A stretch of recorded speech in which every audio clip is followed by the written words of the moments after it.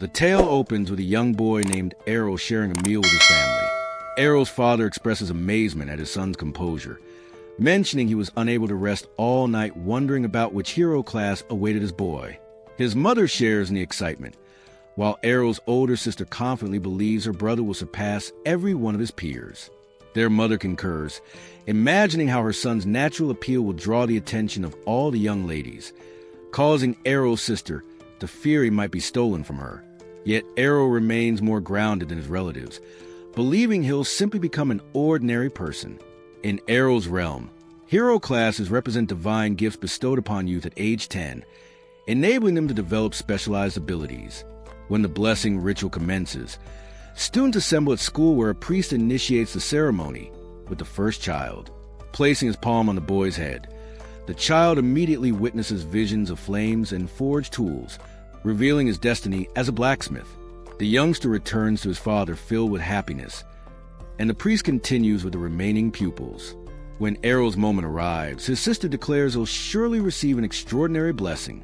He approaches the priest while his family celebrates. Onlookers murmur with jealousy about Errol, anticipating he'll obtain elite classes like his parents, Farah the Sword Princess and Leon the Archmage. As Errol nears the priest, he shuts his eyes and concentrates, yet perceives nothing. The priest expresses shock at discovering no blessing, and declares Errol an uncommon case of hero without class. Errol's family immediately loses enthusiasm, feeling deceived and believing his destiny is destroyed as someone without talent. The following day finds Errol practicing basic sword techniques. His parents promise they won't cast him from their home, while Errol insists he's managing well and refuses to become a burden. His sister vows continued support.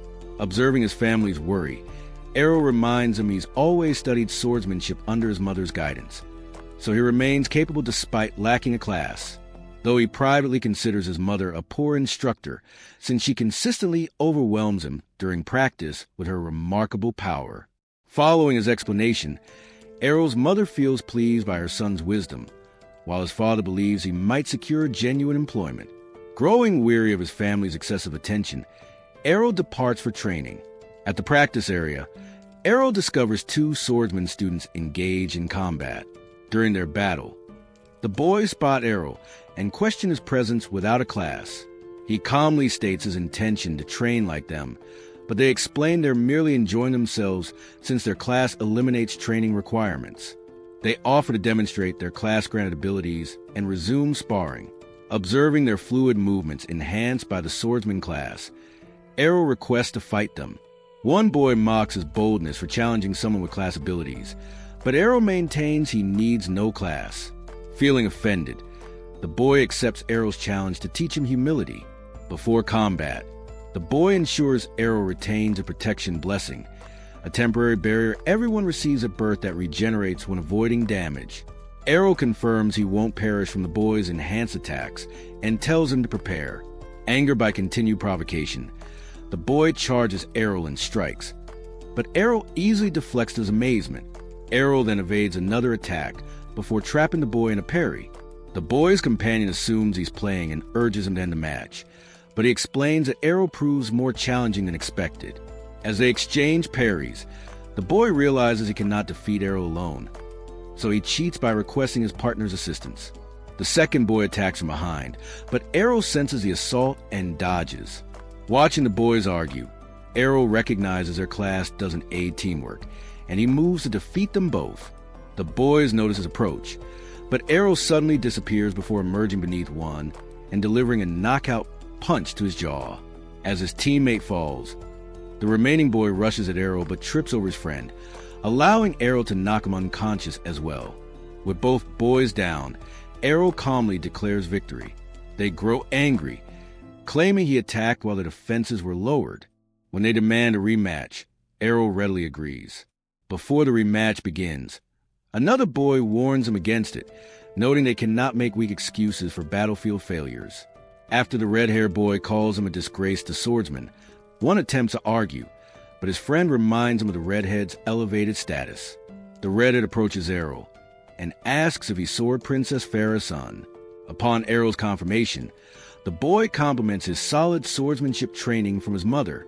However, He reminds Errol that his defeated opponents were merely inexperienced children. Drawing his sword and pointing it toward him, he challenges Errol to genuine combat, declaring he'll prove the swordsman class's true strength. The other boys wonder if he's village security Captain Evan's son. The boy confirms this, and Errol recalls his father previously contacted his mother for monster hunting. Errol thinks the attractive boy resembles nothing like his father and wonders if he'll also become rough-looking. The boy's shoulders tremble as he praises his father as a mighty swordsman and sage mentor. He considers it unjust that despite his father's excellent qualities, Errol's mother unfairly claimed his father's title as the village's strongest swordsman. Hearing these envious words, Errol realizes the boy is venting frustration because he resents his mother. The redhead feels embarrassed being called out, but asks if Errol shares this view. Errol confirms his mother is their village's strongest person, but the boy claims he inherited superior swordsman talent from his father, so he'll defeat Errol to prove his family's supremacy. After composing himself, the boy tells Errol he became a swordsman a year prior and has trained intensively under his father since. Through dedicated practice, he believes victory is assured. However, Errol reminds him he also received instruction from his powerful mother, so defeat isn't certain. Both boys raise their weapons to commence fighting, with the redhead attacking first. Errol parries and counterstrikes as they engage in fierce battle. Watching their exchange, the other boys feel amazed that Errol matches the redhead despite lacking a class. Observing the boys' sword work, Errol acknowledges he's much stronger than the previous two, but his moves stem from anger. Errol waits for a mistake and attacks when an opening appears.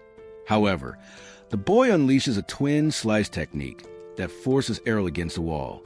The redhead feels surprised his first strike was blocked, but notices Errol suffered injury from the second. Finally losing composure, Errol inquires about the ability, and the boy explains that a swordsman class skill that cannot be blocked by someone classless. Nevertheless, Errol feels determined he can learn to counter it through sufficient practice, earning the redhead's praise for his resilience. Several days later, Errol's sister observes him sleeping late and attempts to wake him with a kiss. He rises before contact, coldly pushing her away with his head. Offended, his sister demands an apology kiss as he leaves for breakfast. Their mother smiles while serving the meal, and the family gathers to eat. When his sister asks about training plans, Errol nods, angering her as she tells him to relax and accept her support. Errol ignores her and departs, leaving his sister wondering why he's trained daily since returning home severely beaten. Farah reassures her that Errol will recover, explaining they share a secret she doesn't know. Taking her daughter outside, she opens a chest filled with broken weapons, revealing Errol's intense training over recent days. While his sister feels surprised, Errol's mother feels happy her boy gained inspiration from dueling other children. Errol's determination also encourages his sister, though she still desires creating a world where classless individuals face no discrimination. While her mother smiles at this noble aspiration, meanwhile in a forest, Errol strikes a practice target on a tree before retreating for an attack. He then executes a twin slice like the redhead and feels satisfied with his power. While Errol considers his beating worthwhile, a goblin silently stalks him in nearby bushes. It springs forward with its club, but Errol turns and defeats it with twin slice, feeling pleased with his skill strength.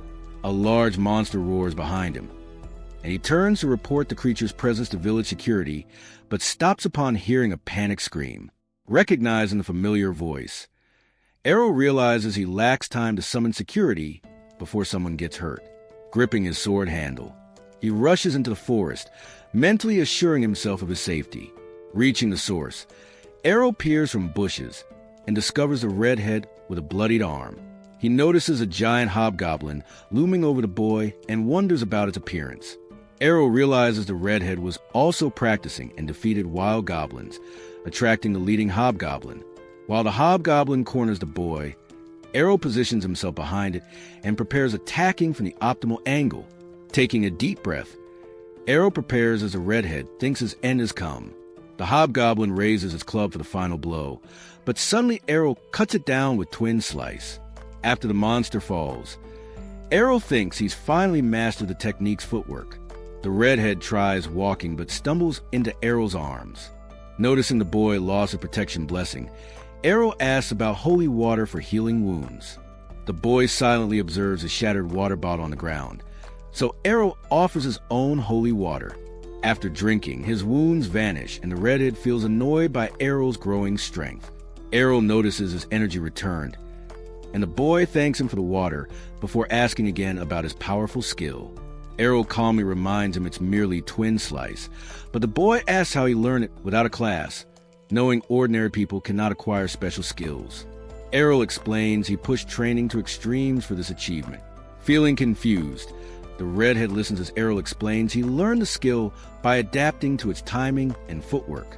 Errol tells the redhead he was the most valuable resource, since he helped him understand the skill after defeating him dozens of times with it. While the boy feels overwhelmed by this information, Errol reveals he's been perfecting the twin slice skill to defeat him in their rematch. Impressed by Errol's dedication, the redhead accepts the rematch challenge.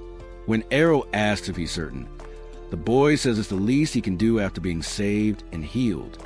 Errol feels surprised he knows how to repay favors, and the boy feels insulted by his low expectations. Soon both boys prepare with their swords and begin dueling with simultaneous twin slices. Feeling shocked that Errol blocked both strikes, the redhead gets hit by a surprise attack. Wondering what happened, Errol explains he added a third slice. The redhead reminds Errol it's called twin slice, but Errol explains that lacking a predefined class skill, he can shape his technique however he chooses. He reveals this was his first successful use of the third strike, leaving the boy more frustrated. The redhead believes a swordsman's skill shouldn't lose to anyone, so Errol offers to prove otherwise in another match. Both boys raise their sword again and the redhead calms down, thinking his speed advantage over Errol. As both unleash twin slices, the redhead watches for Errol's third slice. However, the third slice's speed still catches him off guard and knocks him down despite blocking it. Errol points his sword at the defeated boy, telling him this result was expected. When the redhead asks why his third strike is so fast, Errol explains he learned this trick from him as well. Errol reveals he controls his first two strikes to be slower and applies all strength to the third strike to catch opponents off guard. Feeling completely outmatched, the redhead grinds his teeth in defeat as Errol walks away victorious. Several days later, during family dinner, Farah reveals that Evan's son has departed to train at Brescia. Surprised by this news, Errol asks what Brescia is, and his mother explains it's a city of swords. She tells him she trained at a guild there before marriage, and Errol feels excited to visit the city and explore his full potential as a classless hero. 5 whole years go by after that day, and our main character finally decides to leave home and head to Brescia, a kingdom famous for its sword fighting. Both his mom and Captain Evans learn their skills in Brescia, and Errol wants to become the absolute best, just like they are. On his journey, he meets a few strangers who join him on the cart. 2 of them are really skilled swordsmen. One guy is a barbarian-type fighter, and the woman is known for fighting with 2 swords at once. They both want to improve their skills in Brescia too, but they keep arguing and can't seem to stand each other. The cart driver tells them to calm down since they're all heading to the same place, but the guy is really sexist and keeps telling the woman she should go back home to cook. Before they can argue anymore, the driver suddenly yells at them to grab their swords because they got trouble ahead and sees a whole group of orcs, led by their massive leader, blocking the road. They clearly don't plan on letting anyone pass alive. 2 kids in the cart get scared and beg the barbarian guy to protect them. But the barbarian turns out to be a total jerk and coward who says he's not risking his life for strangers, and he jumps off the cart and runs away. The woman follows him, saying everyone needs to look out for themselves in this world. The cart driver gets worried, wondering if he can outrun the orc horde with his cart full of passengers. But before he can try anything, Errol quietly gets down from the cart and starts walking toward the monsters. The driver tells him to back off and run for his life, but Errol just ignores him and rushes toward the first orc, stabbing it straight through the heart. The driver is amazed by his incredible speed and accuracy, while Errol keeps using a teleport-like dash move, disappearing and reappearing in front of different orcs, taking them down one after another. Unfortunately, he ends up surrounded by orcs on all sides, which means he can't use his dash move anymore. But to the driver's shock, Errol uses a legendary move called the Blade Dance, where he spins around in a circle, cutting down everyone around him all at once. The cart driver can't understand how Errol can use that skill, since it's only supposed to be used by female swordsmen with the Sword Princess class. But Errol doesn't care about traditional gender rules, so he runs toward the orc leader, dodges its attack perfectly, jumps on top of it, and drives the sword deep into the orc's skull, killing it instantly. He finally walks back to the shock driver and tells him they can continue to Brajan now. When one of the kids asks what class of swordsman he is, he simply says he doesn't have any class, which completely shocks everyone. He remembers how 5 years ago when he showed his mother a new twin blade skill he learned. She thought she was seeing things.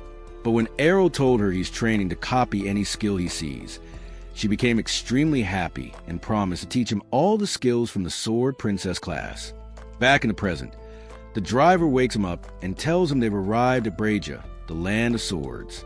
Errol gets off the cart and sees the town center packed with people who all have swords on their belts. Errol turns to the driver and asks if he's an advanced swordsman. At first, the driver says he's just a cart driver, but Errol knows that only skilled swordsmen could recognize the moves he was using. The cart driver admits he's from the Holy Knights class, which is pretty impressive, but he got tired of fighting all the time. So he sometimes just relaxes and pretends to be a normal driver.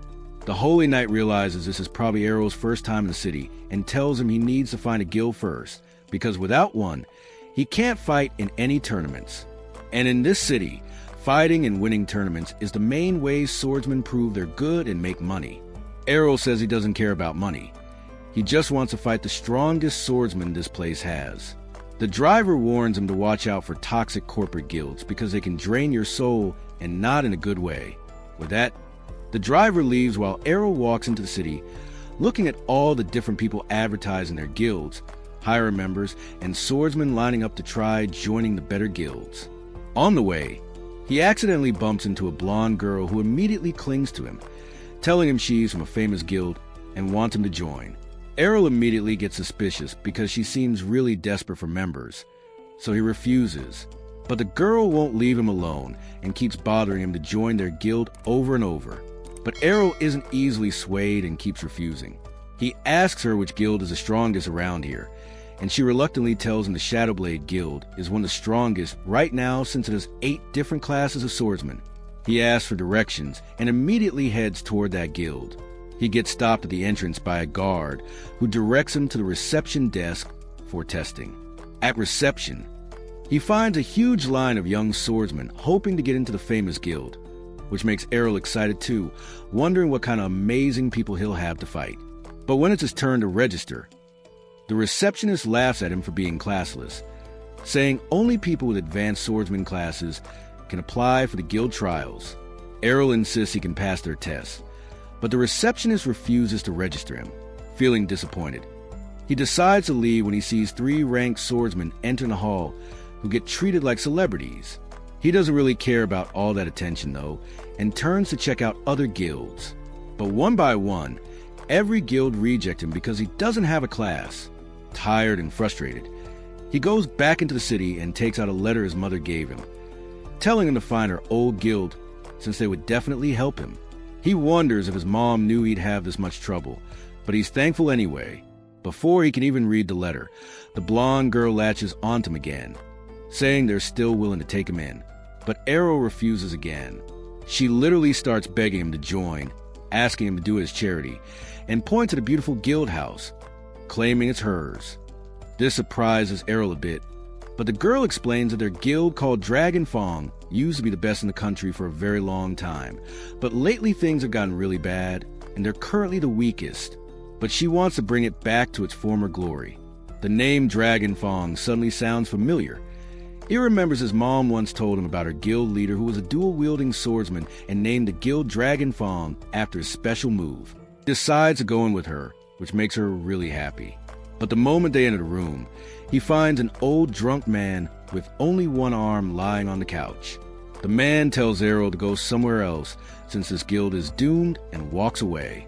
The girl tells him that's her father, who used to be the second best swordsman in the city, but ever since losing his arm, he's never been the same. Errol surprises her by saying he still wants to join the guild. This makes the girl really happy, and she quickly writes up an agreement, which Errol fills out and hands back to her.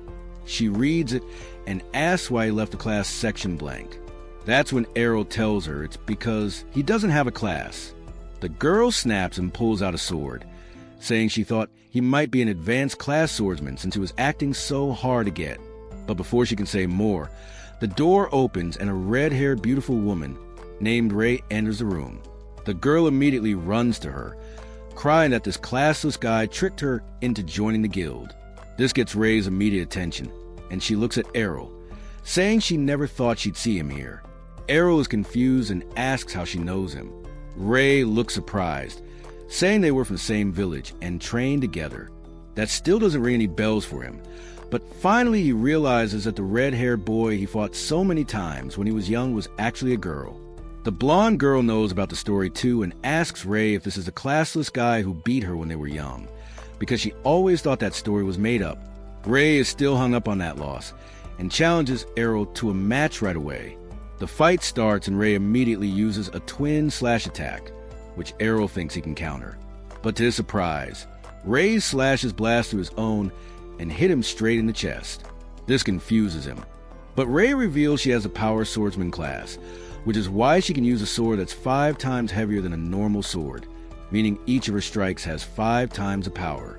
Errol is impressed that she's kept her speed even while using a heavier sword, but that speed is nothing compared to his own. The next time she attacks, he creates an afterimage of himself which distracts Ray while he appears behind her and hits her in the back. Ray gets confused and tries again, but the same thing happens.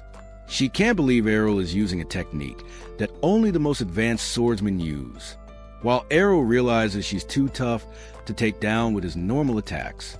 Ray knows this too and tries to end the fight with her heavy blows. But Errol uses his mother's signature counter move, which brings Ray to her knees. And the fight is over just like that. With that, the blonde girl's attitude completely changes and she welcomes him again to their guild, telling him their guild is in serious debt right now. To get out of debt, they'll have to enter tournaments and fight as a three-person team against other guilds who will have all 5 members on their teams. Errol is excited at the thought of fighting strong opponents and looks forward to the opportunity to improve his skills even more. The next morning, Errol wakes up in his own room in a new bed that now belongs to him. It takes him a little while to remember everything that's happened since he arrived. He now belongs to the same legendary guild his mom worked with, which is a big deal for him. So he decides not to let her down and make this guild great again. He freshens up and walks into the living room where the blonde girl and Ray are already up, chatting by the fire about the upcoming tournaments. The blonde girl immediately pulls Errol into conversation, saying the tournament starts next week, and since they now have 3 members instead of 2, they're eligible to participate.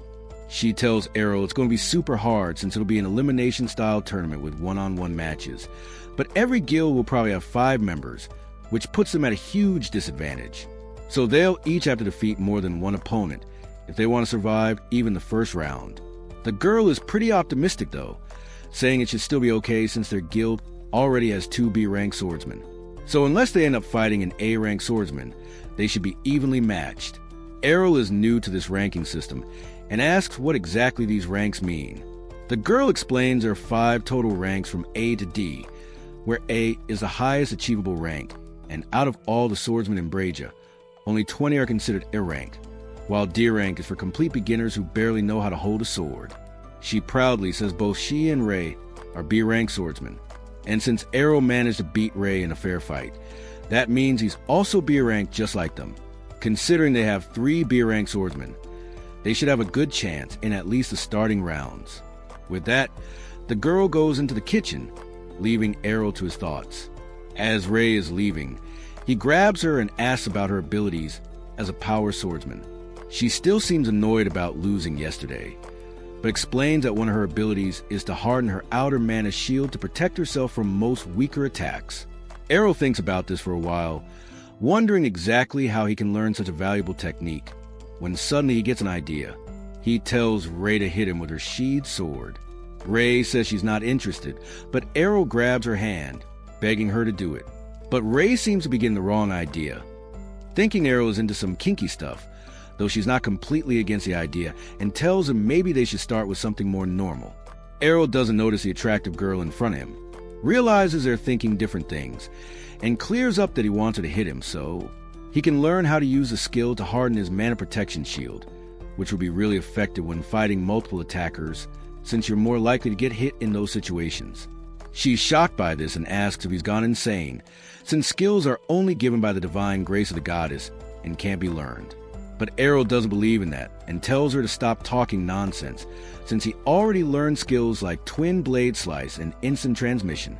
This shuts Ray up, and she gives in and decides to try it once. They go to the training ground where she hands him her sword, warning that her sword is 5 times heavier than any normal sword, and without the brute strength skill, Errol will never be able to swing it. But Errol shuts down her doubts by grabbing her sword, unsheathing it, and swinging it with surprising grace and ease. Ray is left speechless again, asking how the hell he can do all this while being classless, and without any skills. Errol replies that whatever he's learned through dedication and daily practice. He promises to match their natural talent through pure hard work and effort. This changes Ray's attitude, and she apologizes for her comments, takes back the sword, and agrees to the training, but warns him she won't hold back.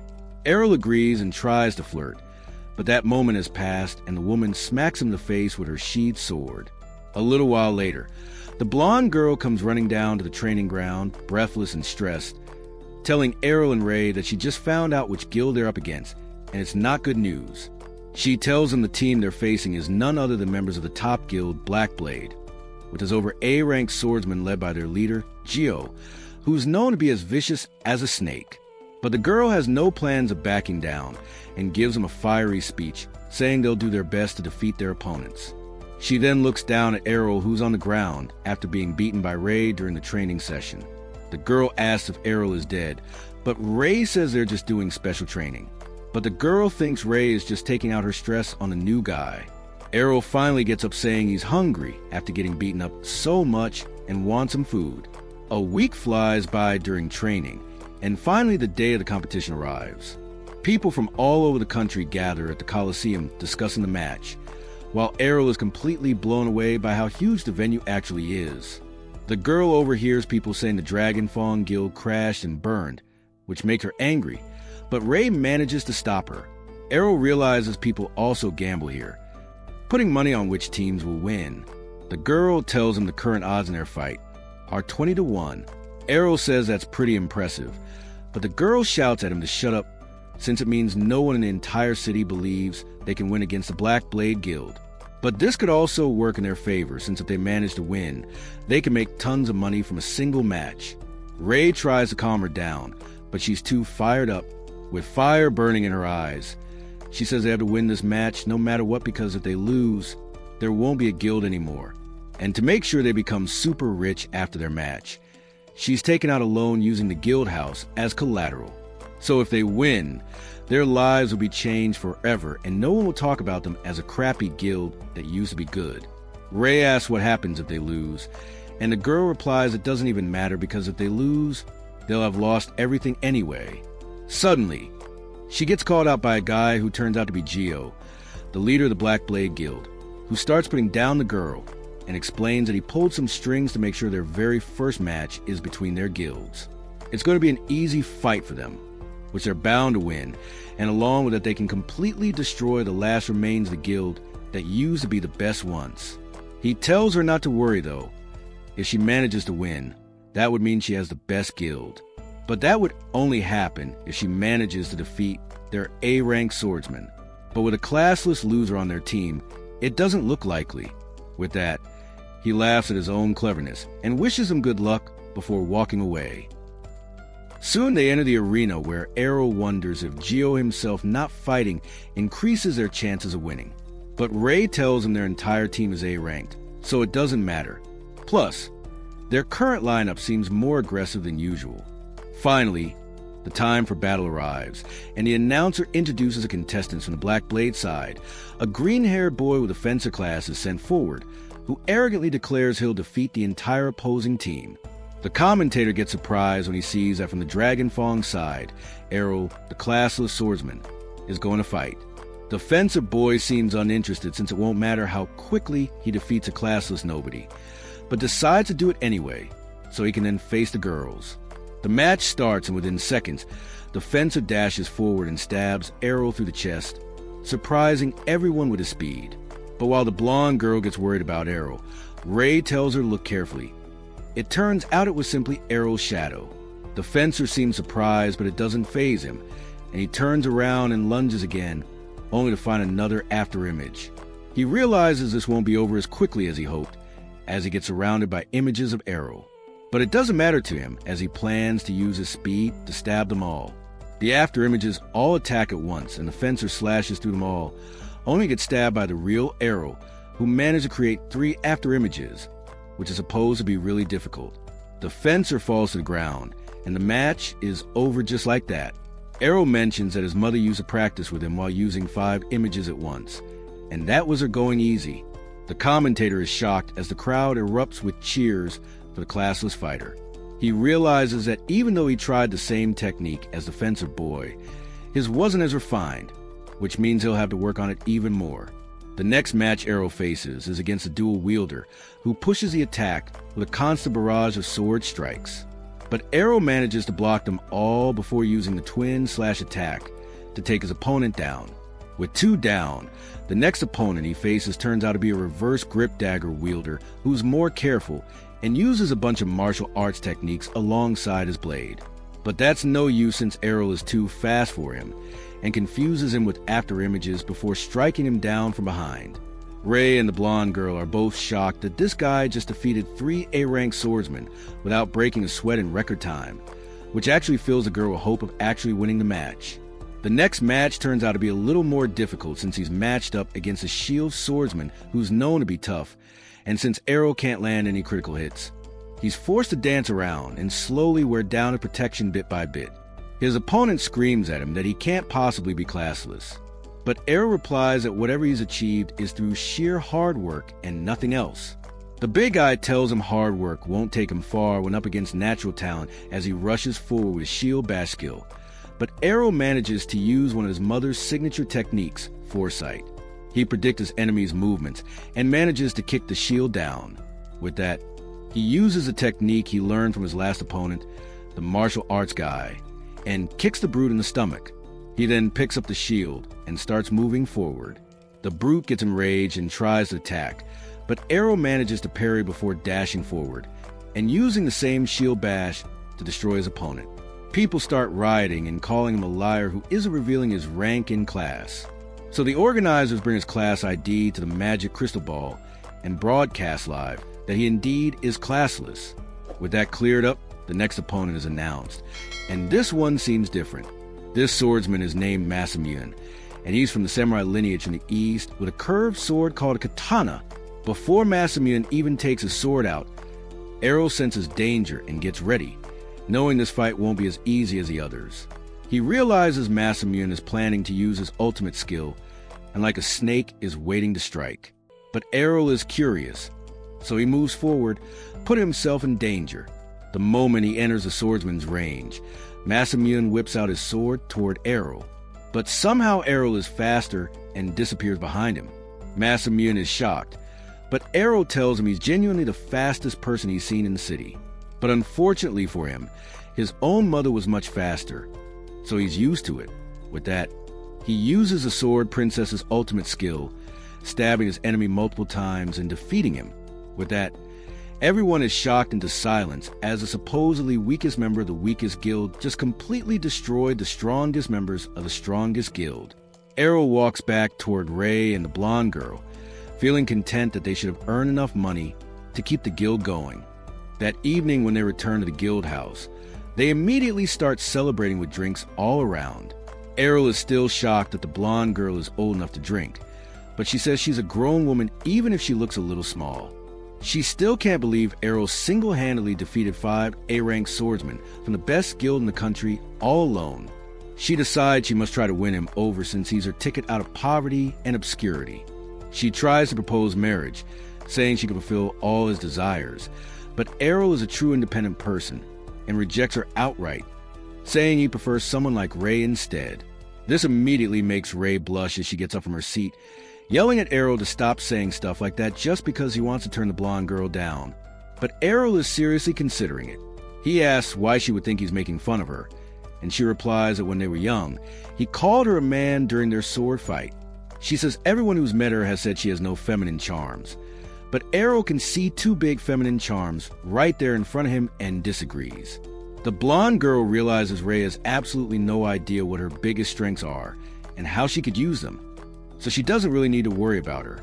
With that, she starts rubbing Errol's legs, saying he must be tired from all the fighting during the day, and tells him to meet her in the bedroom. Ray immediately gets embarrassed, telling the girl to stop saying weird things. But the girl smiles slightly, saying she's just going to give him a well-deserved massage after a tiring day. To her surprise, though, Errol says he'd rather have a massage from Ray. His idea of a massage is getting pounded by Ray in the training ground as he tries to master the reinforcement magic that Ray uses so easily thanks to her class and skills. The blonde girl watches from the balcony, wondering if Errol has any idea what a massage actually is. The constant noise ends up waking the girl's father, who comes down to the training ground completely hungover, complaining about the noise, saying they don't need to take out their frustration about losing the tournament before it even began in the middle of the night. The girl tells him they actually won their match, which was against the current best guild. This grabs his attention, but he thinks the Black Blade must have sent their B or C rank newbies as cannon fodder. But the girl surprises him even more by saying all their opponents were A rank, and not only that, but Errol defeated them all on his own without any help. This shocks her dad out of his hangover as he looks at Errol, bruised and battered, wondering if this kid is really that strong. The girl says she made a bunch of bets, and because Errol swept the enemy team, she hit the jackpot. And now not only are they out of debt, but they also have enough money to cover their operating costs. Her dad isn't so optimistic though, saying if by some luck this kid is actually that strong, he'll soon get recruited by bigger, more influential, and richer guilds, so she shouldn't get her hopes up. The girl tells him not to worry about that since she's going to marry Errol, which means they'll be bound for life. Errol announces he's not going to do anything like that, but soon turns his attention to her father, saying the girl might be stubborn and silly, but at least she's not a loser who gives up on everything. This is clearly a dig at the girl's dad, who looks at him dangerously, but Errol doesn't get the hint and continues, saying he should stop moping around and start acting his age since he still has one remaining hand and can wield a sword in that hand. This triggers her dad, who immediately grabs Errol by the collar, telling him to avoid talking about things he doesn't understand. He tells Errol that a dual-wielding swordsman who can't dual-wield is nothing but worthless. Errol says he doesn't agree since he himself is a classless swordsman who's still competing and try to rise in this world. With that, her dad pushes him away and walks back upstairs. The girl and Ray immediately come to Errol's side, asking if he's okay. The girl apologizes for her dad's behavior while thanking Errol for speaking up. Errol says even after losing his arm and being washed up for so long, her dad is still incredibly strong, and it's a waste that he's refusing to use his incredible strength and experience. He thinks to himself about all the cool skills he could learn from a dual-wielding swordsman and promises himself he'll motivate the girl's father, Rod, to take up the sword again. The girl hears about his desire to learn new skills and suggests he take on some of the dungeons near the city. Errol has no idea what dungeons are, so Ray tells him dungeons are underground caves where monsters spawn by the hundreds and the entire place is full of traps, making it one of the best places to learn new skills and level up with more real-life battle experience, which will help them during the Sword God Cup. Errol has no idea what she's talking about, so she explains that the city hosts a tournament every year where the best swordsmen in the country participate to show their skills and prove they're the single best swordsmen in the country. The blonde girl immediately takes out a form and tells Errol to fill out if he wants to participate, but to Ray's horror, he rips it up right in front of them. Ray is confused and asks if he doesn't want to participate in the contest, but Errol says the girl was trying to trick him and gave him a marriage certificate to sign instead. The girl laughs, saying she was just testing the waters, but Errol is done being nice and grabs her in a chokehold to teach her a lesson. The next morning, Errol wakes up to find the girl trying to attack him, but he dodges her and ties her to the bed before leaving. Later that day, they all go to the dungeons together, where the girl explains that everyone gets to stand in teleportation circles through which they can teleport to whichever dungeon level they want, but you can only go to levels you've been to before. The girl says she's reached level 12, while Ray has reached level 14. Errol immediately decides to go with Ray to the 14th level, but the girl says it doesn't work that way. He needs to physically be at a level to be able to go there again. That's disappointing since Errol wanted to fight the strongest monsters he could find from the start. But the girl tells him not to worry, as she knows a really quick route that will lead them to the lower floors very quickly. They agree to plan, but the girl tries to get Errol all alone, saying Ray can continue her level 14 run since Errol would need 2 guides, and starts dragging him away. But Errol isn't so easily manipulated and asks Ray to come with them. They enter the first floor where they're immediately attacked by 2 knights in armor. Errol draws his sword and starts clashing with one of them, while Ray takes the other one. He's surprised to notice that even though they're wearing heavy armor, the knights move with incredible agility. But it's nothing he can't deal with, so he uses his dash step and chops off the knight's head, only to realize the entire armor is empty and is being powered by the mana of the dungeon itself. The knight starts moving again, even without its head, and Ray says they have no real weakness and don't feel pain either.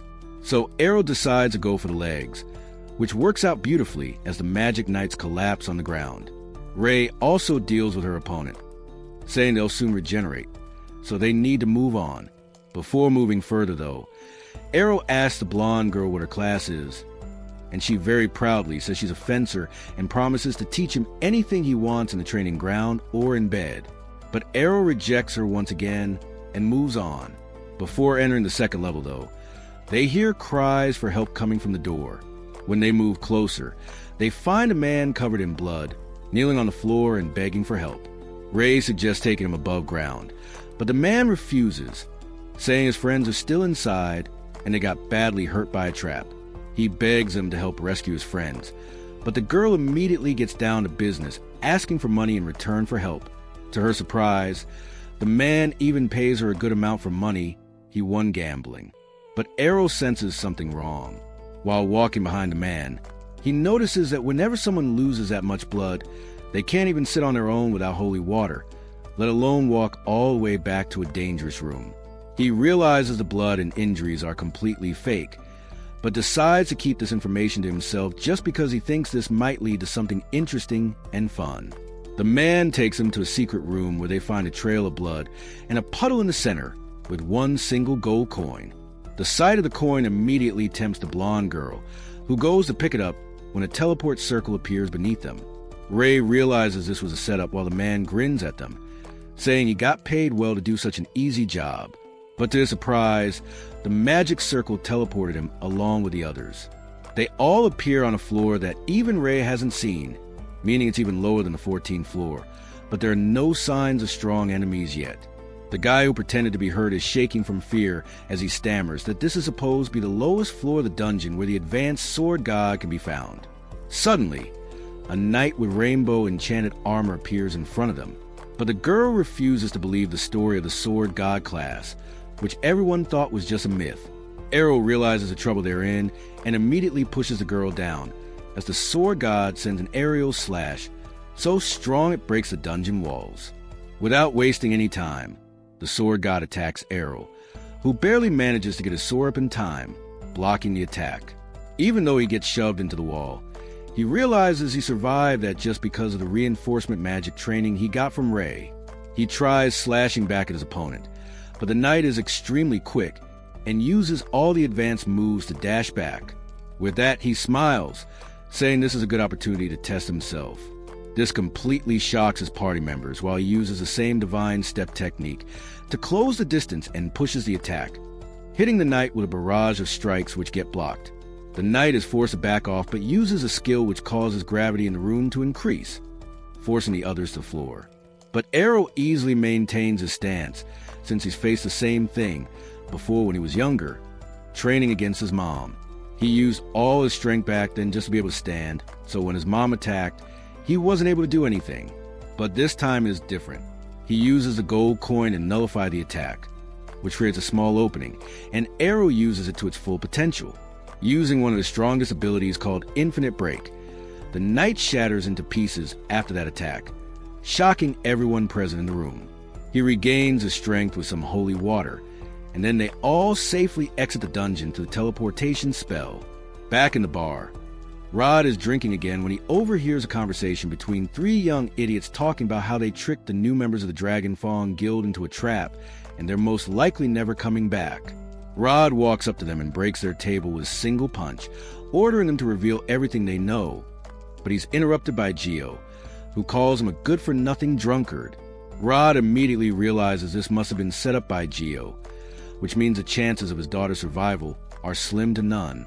Completely broken, he lunges toward Geo but gets pushed aside like nothing while he kneels on the ground, wishing he could save his little girl. But a sudden voice from the door catches his attention, and he turns around to see the blonde girl along with Errol and Ray enter the tavern, talking about how hungry they are. The girl notices her dad and the ugly Geo, but gets surprised when Rod hugs her tightly, thanking God for keeping his daughter safe. Ray calls Geo out, saying he got all the information out of his accomplice, who confessed it was all Joe's plan. But just like any politician, he straight up refuses to admit it, saying everyone is responsible for their own safety in the dungeons, and Errol thinks that's actually a valid point. Rod tells Geo he won't get away with this, but Geo simply calls him a drunkard, washed up piece of trash, and leaves the room while Errol wonders what new tricks he'll have to deal with now. A few days later, Loli receives a scroll showing all the preliminary tournament brackets. She's absolutely devastated when she sees she's been placed in the same bracket as Errol. Her heart sinks because this means she has zero chance of winning the prelims and representing her guild in the main tournament. Errol doesn't really understand how the prelims work, so Ray explains it to him. She tells him that the Sword God tournament is so popular and attracts so many aspiring swordsmen that it's impossible to fit everyone into main event. So the city organizes preliminary rounds with different brackets, and who you face is completely random based on a dice roll. It's pure luck. The winner from each bracket earns a spot in the main tournament. Errol checks the scroll Ray was reading and notices she's in a different bracket than him. Ray thanks God for that, saying she wouldn't stand a chance against Errol. She starts praying, hoping she can get through the prelims without too much trouble. Errol teases her about having daddy issues, but Loli interrupts them, saying they need to get back to the dungeons for more training.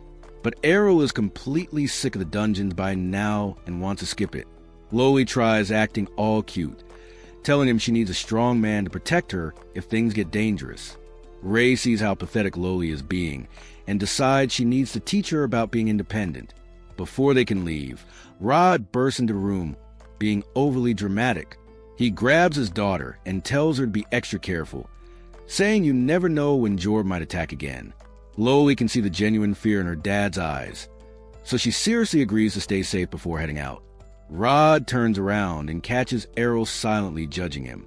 Rod says he still has time to get his act together and be a better, more protective father. Errol just smiles and says it's never too late to be a good person, then leaves. A couple of weeks pass, and finally the day of the preliminaries arrives. The matches begin with crowds cheering from the stands as fighters clash in a flurry of sparks and sword strikes.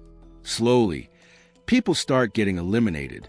Even Loli loses her match before she ever gets to face Errol.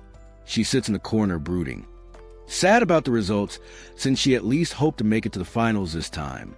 But Errol doesn't care about her feelings.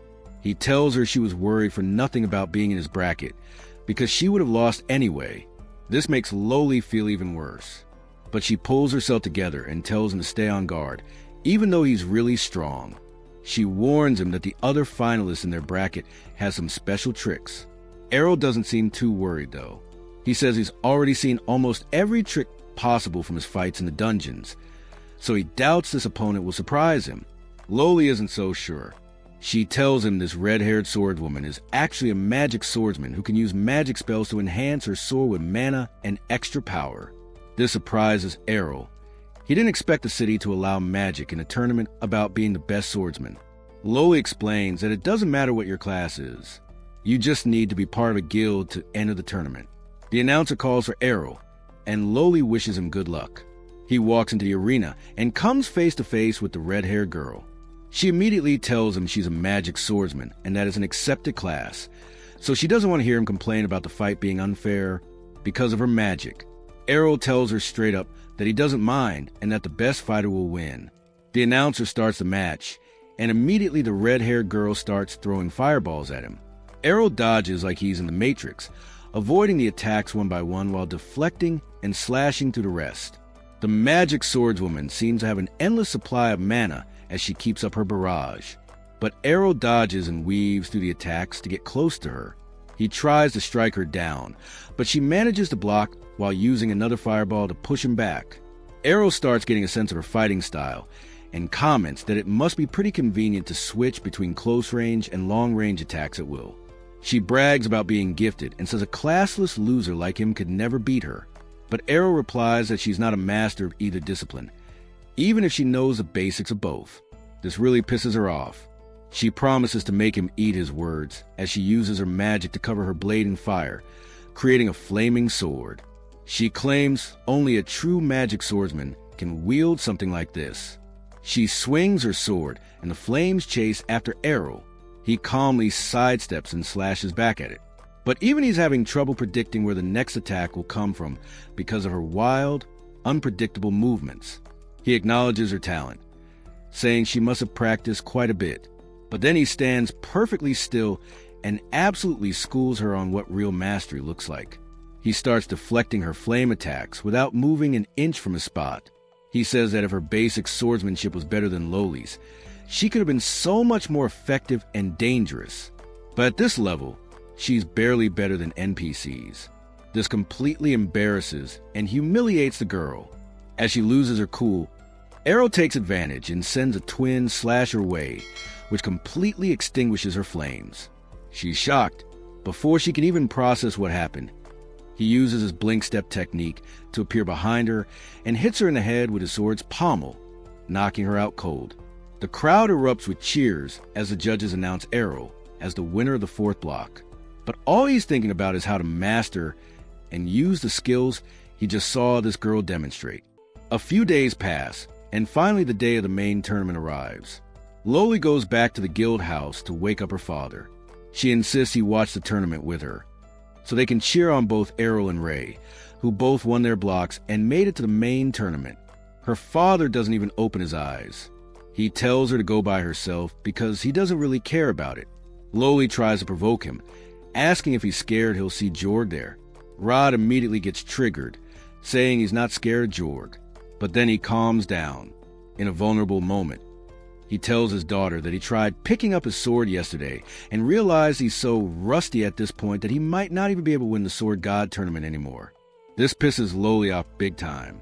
She couldn't even qualify in the prelims, let alone dream about winning the Sword God tournament. And here he is calling himself rusty. She tells him he should think about how he can still match the fighters in the tournament finals, while other swordsmen who train their entire lives can't even qualify for the first match. Finally, Rod agrees to go. On the way to the stadium, he thinks about how he used a trained Ray when he still had both arms instead of being a one-armed mess. He thinks warmly about those moments and wonders how Ray will perform, since she's his oldest student and he feels really connected to her. Back at the tournament, Ray seems to be losing her nerve. She's shaking her legs anxiously, staring at the ground. She gets jump scared by Errol, who asks if she's scared they might face each other in the very first match. This makes her forget about her fears as she tries to hit him. But Errol catches her punch just as the judges announce that the first match will be Jorg, the defending champion, against Errol, the classless phenomenon who's been surprising everyone with his undefeated run. He gets up to leave, but Ray grabs his hand and wishes him good luck. Errol walks into the arena where Loli calls out to him, telling him to kick Jorg's ass and tear him into 64 pieces. But the moment Errol sees Jorg walking out into the arena, he immediately realizes something is very wrong. Jorg's eyes have turned purple, he's grown fangs and a horn. He looks like he just made a deal with a demon. Errol's instincts start screaming that this guy could be seriously dangerous. But Rod immediately realizes what's happening. He notices the sword Jorg is holding and warns Errol to back off because he's holding a sword with a very powerful demon trapped inside it. Jorg's voice sounds different as he speaks, saying he didn't think anyone would recognize him. Loli is confused since Jorg should know who Rod is, but Rod explains that the demon itself has possessed Jorg, which means Jorg is in control of anything anymore. Rod explains that the sword is supposed to be the original sword used by the sword god who defeated the Demon King. But before dying, the Demon King cursed the sword, which is why it was supposed to be locked away in the royal vault. The demon smiles and says he was sealed away for hundreds of years, but he stayed patient because he knew that one day someone would come to free him and claim his power for themselves. And that's exactly what happened with Jorg. He announces to everyone in the stadium that he is the demon named Gelda, the destroyer of mankind. This brings even Ray outside, who says she always thought Gelda was just a myth, a legend used to scare children. The demon who supposedly became powerful enough to destroy the entire planet. Chaos and fear break out as people recognize his name and start running away from the stadium, causing a stampede. Gelda enjoys the sound of humans screaming for their lives and isn't going to let them escape so easily. He creates a magic circle beneath him, covering the entire stadium with a dome of magical energy, trapping and locking everyone inside. He laughs at the horror he's causing, saying that human screams are like music to his ears, and he's going to enjoy them while slaughtering everyone. To his surprise, Errol doesn't move from his position and actually has his sword drawn. Gelda tells him to run for his life, but Errol says he's confident he can beat him since Gelda has been beaten before, which means he's not invincible. The demon laughs, saying the last time he was defeated by a sword god, and according to Jorg's memories, there's no sword god alive right now. Errol shoots back that there is still a sword god alive, his own mother, and that he can defeat Gelda without even being a sword god. The monster can't help but laugh, but his laughter stops when Errol suddenly dashes in for an attack, forcing the demon to back off before counterattacking. Errol dances away from the attacks while the demon stands there shocked, realizing his boy just used a divine step technique, which only sword gods use. Errol doesn't stop and keeps using that technique, attacking the demon from multiple positions. But the demon just smiles, saying Errol forgot that he's in the body of a sword emperor, which means Errol's attacks aren't doing much damage. The demon jumps up and hits Errol on the shoulder, smashing him into ground, thinking the boy is finished. He's shocked when the dust clears and Errol seems to have absorbed the attack without much damage, thanks to his training with Ray. This shakes Gelda a bit. He goes in for an attack, but Errol calmly swats him away before counterattacking with his infinite break attack, slashing and hacking at the demon from multiple directions, completely overwhelming him in a flurry of strikes. This triggers Gelda's PTSD, because he has no doubt that Errol is using all the attacks of a sword god, but he can't believe a mere boy could be a swordsman at that level. Before he can come up with a plan, Errol uses a powerful slash to finish the demon off. Gelda falls to the ground in a cloud of dust. Everyone cheers for Errol, thinking he's defeated the demon. But Gelda isn't dead, yet since his actual body is the sword, and all the damage was done to Jorg's body. He quickly starts looking around for a new host, and immediately jumps toward Rod. Errol manages to push Ray out of the way while Rod jumps in front of his daughter to protect her. When the dust clears, Rod is standing there with a demon's sword in his hand, and he grabs Loli, putting the blade to her throat. Errol curses himself for not realizing he needed to attack the sword, not Jorg's body, to defeat the demon. But it's too late now. Gelda tells Errol that if he moves a single inch, Loli is dead. But Errol freely moves around, telling him he can't kill Loli. Ray doesn't understand why he's provoking a literal demon, but when Gelda tries to kill Loli, his hand refuses to move.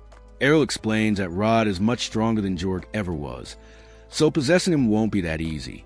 Rod plunges the sword into ground, freeing Loli, while Gelda tries to fight back and take control.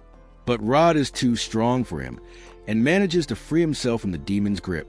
He throws the sword at Errol, who slashes it to dust, killing the demon once and for all. Later on, back at the guild, Rod has regained his passion for swordsmanship. Thanks to all the publicity Errol brought to their guild, there are now many new applicants for him to train. As he brutally beats them down during practice, he yells that they need to stop relying on their skills so much and learn proper defense techniques. But the students beg him for mercy because they can't handle much more of this intense training. Meanwhile, one of the students is hiding behind a nearby wall when Lilia spots him. She asks why he's slacking off when he and the others are supposed to be training, but he tells her that rod is way too intense, so he needed a break. Lilia admits that her dad has become much more passionate about swordsmanship since he met Errol. Speaking of Errol, the boy asks where he is since he hasn't shown up all day. Lilia tells him that Errol actually quit the guild recently, and Lena has gone too since she went chasing after him. Lilia has been holding herself together so far, but she suddenly breaks down in tears because she doesn't think it's fair that Errol left her behind. As for Errol, he's currently on his way back to his hometown. The driver is surprised to learn that Errol won the Sword God Cup during his short stay in the city. He asks if Errol is sure he wants to leave, so suddenly at the height of his fame. But Errol says there's nothing more for him to learn there, so there will be no point in hanging around any longer. Besides, he's been meaning to return home, so he can finally test his skills because with everything he has learned, he might actually be able to defeat his mother. Back in Errol's hometown, his mother is busy picking some flowers in the garden. He tries sneaking up on her, but she suddenly calls him out without even looking in his direction. She says she's glad to see him again, and she can tell that he has grown much stronger since she couldn't sense his presence until he was within a few meters. Errol bluntly tells her that he won the Sword God Cup, and his mom is excited to hear that because she did the same when she was a kid. However, just as Errol is about to ask her for a duel to test his strength, she decides to establish her superiority and dashes in front of him so fast that he couldn't react at all. His mom is just messing around, but if she had been holding a sword instead of flower, he could have been in real trouble. That's exactly why he wants to train with her again. She says she wouldn't mind sparring with him, but if they did so now, they would definitely end up destroying the house. So she invites Errol to come to the training grounds behind the mountain, and he happily agrees. Once they arrive, Farah tells him she's excited to see how strong her son has grown, and then immediately lunges at him with another divine step attack. However, after seeing her do it once, Errol has figured out how to react to it, so he raises his sword in time and blocks her strike. He then leaps into the air and performs a combination of divine slash and twin blade slash, but Farah is able to block all the attacks before they hit her. She's impressed that Errol was able to come up with a way to combine two skills. Errol asks her what skill she used to block his attack, since he had never seen it before, but she tells him she wasn't using a skill at all. By watching her, Errol learned not to rely too much on special skills all the time. She was just swinging her sword normally to counter his attacks. Meanwhile, back in town, the people suddenly hear loud noises coming from the forest, and they're all frightened because they're worried it might be a powerful monster. But it's just Errol and Farah going all out. Farah attempts to use Divine Presence to slow Errol down, but he has already mastered that skill, so it has no effect on him anymore. Farah is impressed by how far Errol has come, so she says she can pull out the big guns now, and Errol says he's going to do the same. So they both rush forward and hit each other with infinite break. Meanwhile, Lena has just returned home as well, but there's no one around. She wonders if it might have something to do with those loud noises she heard earlier, but that doesn't matter to her because she just wants to see Errol again. She knocks on his front door to see if he's home, but to her surprise, a little girl opens the door. She assumes this must be Errol's little sister, so she asks if Errol is around. But the girl takes one look at Lena's chest and gets jealous. So she calls Lena a cow and tries to slam the door. Lena doesn't understand why the girl keeps calling her a cow, but she holds the door open and tries explaining that she just wants to talk to Errol. However, the girl refuses to listen and tells her that Errol would never want anything to do with a cow like her. Just then, Errol and Farah return, and Farah tells Errol's sister to stop being rude to their guest. The girl is excited to see Errol again and runs into his arms, but she wonders why he and Farah look so beat up. Farah explains that she and Errol had a match and went a little overboard. Errol's sister asks who won, so Farah tells her that Errol came out on top. Lena is amazed to hear that since Farah is a sword god. However, Errol says the only reason he ended up winning was because Farah isn't in top form anymore since she stopped training seriously years ago. So he doesn't want to let this victory get to his head. Farah tells Errol not to say it like that since it makes her sound like an old lady. but he tells her she's still way too pretty to be an old lady. They all head inside and sit down at the table to talk. Farah would like to ask about all the adventures Errol had in the Sword City, but she's much more interested in hearing about how Errol and Lena met, since she loves romance stories. Errol explains that he and Lena lived together while he was in the Sword City. Farah's face lights up with excitement after hearing that, but Lena clarifies that they were just members of the same guild, so there was no inappropriate behavior between them. Errol asks Lena why she came to visit him all of a sudden, and she says she wanted to ask him why he suddenly abandoned the guild like that. Errol is confused because he's sure he submitted an official resignation letter before leaving, so it's not like he left without giving the guild notice. But that's not what Lena is talking about. She tells him he could have at least said goodbye in person before leaving, but Errol didn't put much thought into it. Farah interrupts and says she's glad Errol has a friend who cares about him enough to come all this way just to visit. But Lena tells her this is actually her hometown too, so she would have come back anyway. And checking on Errol wasn't the only reason she wanted to come here. So she turns to Farah and asks if she would be willing to accept her as a disciple. Farah wasn't expecting to hear a request like that, but before she can give Lena an answer, someone suddenly walks in the front door. She recognizes the voice as that of Evans. Evans enters a room looking for Farah, and he tells her he needs her help with an emergency because there was a terrifying sound coming from behind a mountain a little while ago, and they need to prepare in case it's a monster. Farah and Errol immediately realize that they are the reason for the panic, but Farah knows she would get scolded if she told him the truth. So she lies and tells him she has already defeated the monster. Evans doesn't really question it, since he's just relieved that the village is safe. And now that it's calmed down, he notices that Lena is here and asks her when she got back. Farah didn't recognize Lena at first, since she looks a lot different from how she was as a kid. But now that she looks closely, Lena does look a lot like Evans' late wife. Evans asks why Lena is at Farah's house. So Farah explains that Lena just asked to learn everything there is to know about being a good wife for Errol. Evans breaks down in tears of joy because he thinks his daughter is going to get married soon, but she freaks out and tells him she just wanted to ask Farah to teach her how to get better at swordsmanship. Farah insists that there will be time for both swordsmanship and wife lessons. But when Lena turns to Evans to ask him to talk some sense into Farah, to her surprise, he seems like he's all for it. After his wife died, he was worried about Lena's future because the only thing he knew how to teach her was swordsmanship. So he would be overjoyed for Farah to teach her some housekeeping skills. Farah assures him that he can trust her to take care of Lena. Evans is grateful to hear that. So he says he's going to return to his duties now and he'll be leaving Lena in Farah's care. He tells her to do her best, and Lena is left wondering how things turned out like this. This entire time, Errol's dad has been busy in his study working on his magic research. But he's not surprised when Errol walks in because he overheard the entire commotion earlier. Errol asks how Liam's research has been going, and he's happy to announce that he's really close to a breakthrough. It might become an ultimate technique if his hypothesis is correct.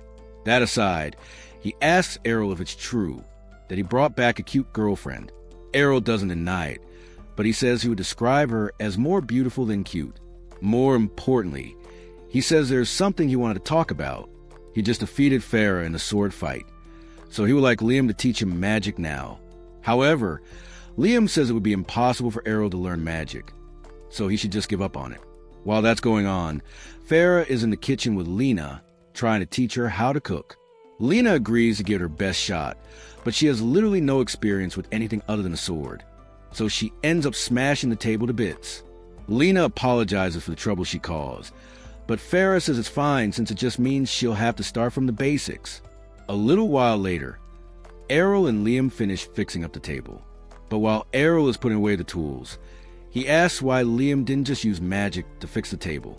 Liam says Farah likes it when he does things by hand, but since Errol wants to see him use some magic, he picks up Mara's broken mug and casts a rebuild spell on it to put it back together. While he and Errol are putting the materials away, he tells Errol that he really shouldn't get his hopes up when it comes to magic. He has proven that even someone born with no class could learn to use a sword, but using magic requires you to have a large mana pool, and that's not something training can improve. Errol admits that it would be impossible for him to use magic without having a large mana pool, but he asks if it would work as long as he had mana. Liam says he could probably learn spells even without a mage class, as long as he has mana, but he doesn't think it's likely that Errol has magic in his body. If he did, he would have accidentally cast at least some form of magic by now. However, Errol says he's sure he has magic in his body, because back in Sword City, while he was training with Lena, he was burning through a lot of the guild's holy water. So Lilia went into storage and found a bunch of mystery potions for Errol to use instead. Lena told Errol not to drink it since those might be poisonous, but he thought drinking poison might give him a poison resistance skill. So he did it anyway. In the end, he said it turned out not to be poisonous, and he definitely felt it restored something in his body other than divine protection. So he believes it was mana. If what Errol says is true, then his dad believes he might really be able to learn magic. So he agrees to teach him. He asks Errol if he can still feel the sensation of mana inside his body. And after he confirms it, Liam asks him to try moving it around and condensing it into one point. Errol gives it his best shot, and at first nothing happens. But eventually a faint blue light begins to glow in his hand. His father is ecstatic when he sees this because while the light may be small, it is proof that Errol indeed possesses mana, even if it's only a small amount. Errol begins feeling lightheaded because that little light apparently used up all the mana he had in his body. His dad tells him he's going to have to work to increase the size of his mana pool before he can cast any spells. But working hard is what Errol does best, so he should be able to do it in no time. The next day, Errol heads to the item shop and dumps a pile of gold coins on the counter because he wants to buy all the mana potions they have in stock. And from then on, he kept emptying and refilling his mana pool to increase its size. 6 months later, Errol's mana pool has grown enough to allow him to maintain a ball of mana, and his dad congratulates him on a job well done. But there's still a lot of work to do because Errol's current mana is only equivalent to that of a 10-year-old. He hands Errol a piece of paper with magic text written on it, and he explains that normally with a mage class, the magic script for a particular spell would just pop into your head. But since Errol doesn't have any skills, he's going to need to memorize the magic script for every spell he wants to cast. It's going to be difficult. So Liam suggests that Errol could get some help learning the basics in the City of Magic, but he would need to train his mana to reach the baseline needed for entry first. This was the end of episode 6. Subscribe to not miss the next episode.